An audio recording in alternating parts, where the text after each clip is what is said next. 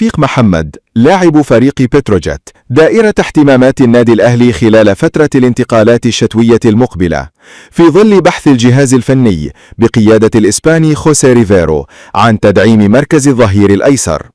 ويأتي ذلك بعد التحفظ الذي أبداه المدرب الإسباني خوسيه ريفيرو المدير الفني للفريق الأول لكرة القدم بالنادي الأهلي على الأداء الذي قدمه محمد شكري لاعب الأهلي خلال أول جولتين من منافسات الدوري الممتاز.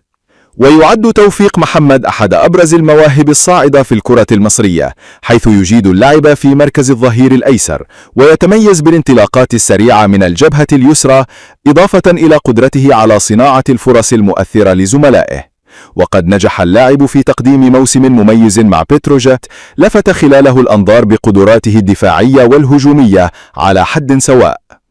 توفيق محمد من مواليد عام 2000 ويبلغ من العمر 24 عاما، كما سبق له خوض تجربة احترافية قصيرة ضمن صفوف أكاديمية نادي عجمان الإماراتي قبل أن يعود إلى مصر ليرتدي قميص بتروجيت.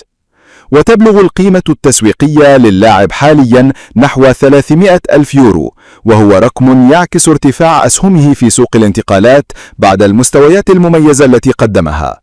على صعيد آخر، يضع المدير الفني لمنتخب مصر حسام حسن اسم اللاعب ضمن قائمة المرشحين للانضمام إلى صفوف الفراعنة في الفترة المقبلة، ما يعكس ثقة الأجهزة الفنية في إمكانياته الفنية والبدنية وقدرته على التطور بشكل أكبر إذا ما أتيحت له الفرصة للمشاركة على مستوى أعلى.